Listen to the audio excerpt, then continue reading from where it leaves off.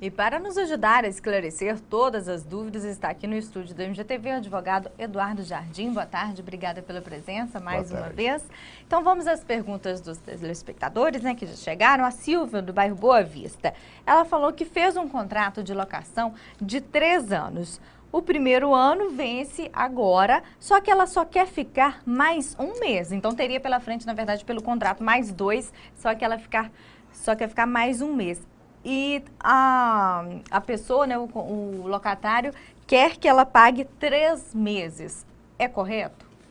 Na realidade, nas locações com prazo inferior a 30 meses, é possível ao inquilino desocupar o imóvel assim que aprover, desde que ele pague uma multa proporcional ao período restante.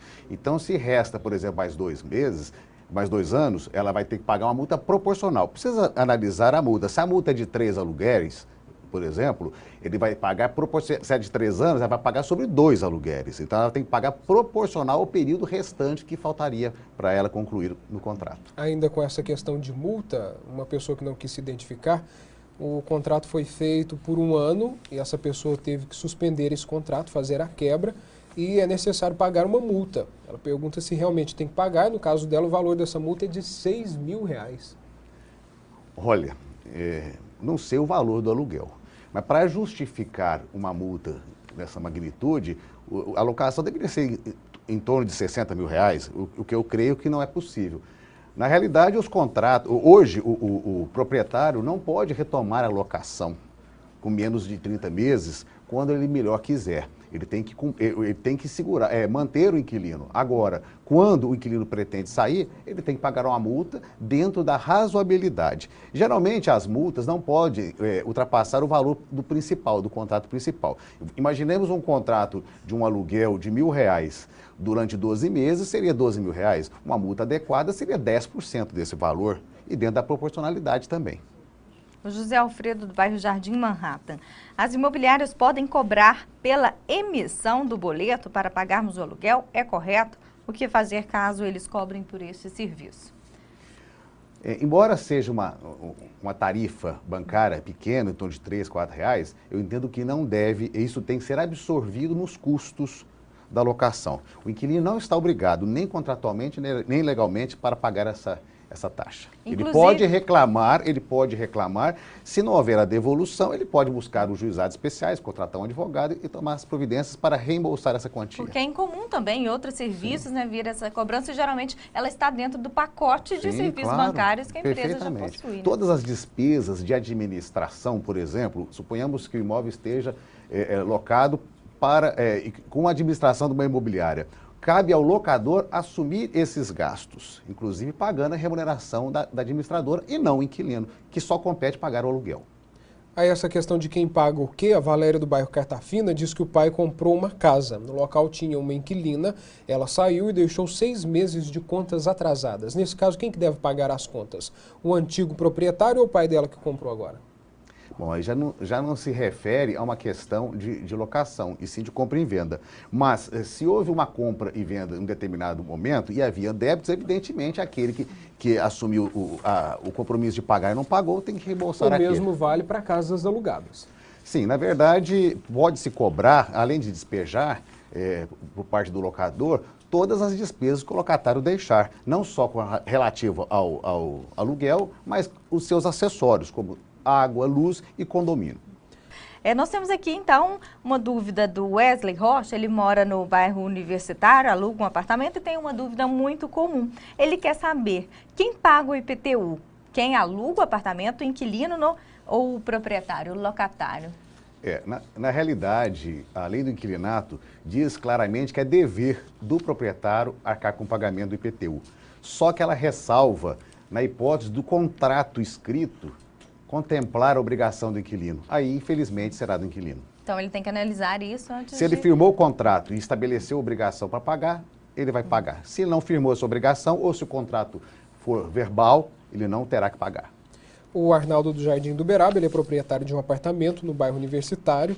Ele aluga para estudantes. O condomínio custa em torno de R$100 para cada locatário. E nesse período de férias, os apartamentos ficam fechados. ainda assim ele é obrigado a pagar o condomínio sem ter ninguém lá? No contrato não tem nenhuma exigência. Terá sim, porque na verdade a locação ela é pelo período de 12, 30 meses e assim por diante. E independentemente do imóvel estar fechado, ele está à disposição dele. O Odilon, do bairro Abadia, ele tem uma casa que está alugada. Ele gostaria de pedir o imóvel de volta para alugar para um parente.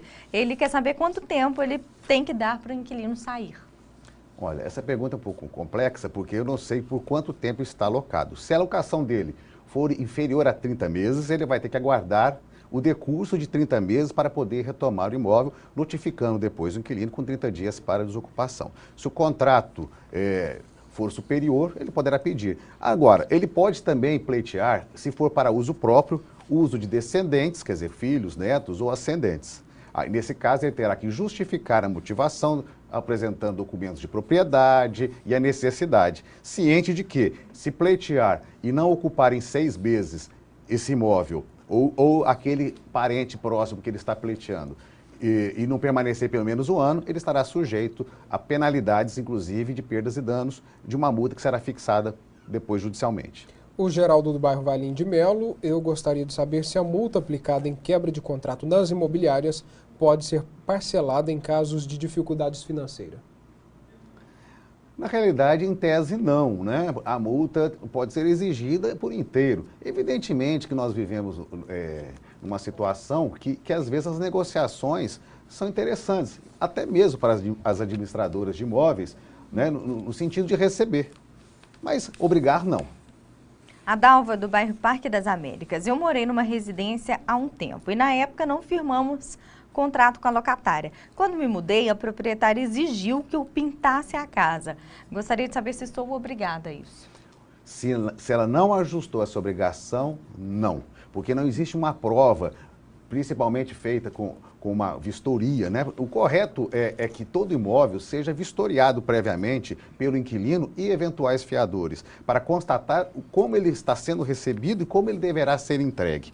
O inquilino também tem direito, mesmo que não tenha sido feito essa vistoria ou ela tenha sido feita de forma precária, exigir do inquilino, do proprietário, que demonstre as condições, que apresente um relatório para ele. Agora, se não está estabelecido, ela não é obrigada. Nós vimos na reportagem o caso dos jovens em que foi necessário fazer uma pintura na casa e a imobiliária exigiu que fosse um pintor da própria imobiliária, não deixando que eles escolhessem um profissional mais em conta que coubesse dentro do orçamento. As imobiliárias podem exigir que o serviço seja feito pelos profissionais que elas dispõem, seja pintor, eletricista? Não. Na realidade, se a imobiliária ajustou a obrigação do inquilino de entregar o imóvel nas mesmas condições, ela tem que ter um relatório de uma vistoria apresentando as condições de como ele deverá ser entregue. Mediante disso, ele tem que ser entregue pelo inquilino nas mesmas condições. Cabe a ele escolher. Evidentemente, se o contrato contemplar um tipo de tinta, a qualidade da pintura, se é amaciado ou não, aí com certeza o inquilino deverá assim proceder, mas não condicionando a obrigação de ter que se sujeitar ao que a imobiliária quer. Isso eu entendo que é extremamente oneroso e abusivo. A Palma, do bairro Linda, ela deixou o imóvel para alocar, né, com uma imobiliária, com os armários de cozinha. Quando ela esteve no imóvel, os armários não estavam mais lá e a imobiliária não quer se responsabilizar pelo armário. O que ela pode fazer? Então, aí na realidade nós temos não temos uma locação e sim uma responsabilidade civil da imobiliária para com o proprietário. Então precisa se analisar de como a imobiliária recebeu e quais foram os compromissos que ela assumiu. Se ela assumiu essa responsabilidade, sim. Se ela não assumiu, infelizmente, contratou-se mal. É preciso ficar atento então aos contratos para não ter dor de cabeça, como nós dissemos no início aqui das nossas discussões. Doutor, muito obrigado pela presença mais uma vez, pelos esclarecimentos. Boa tarde.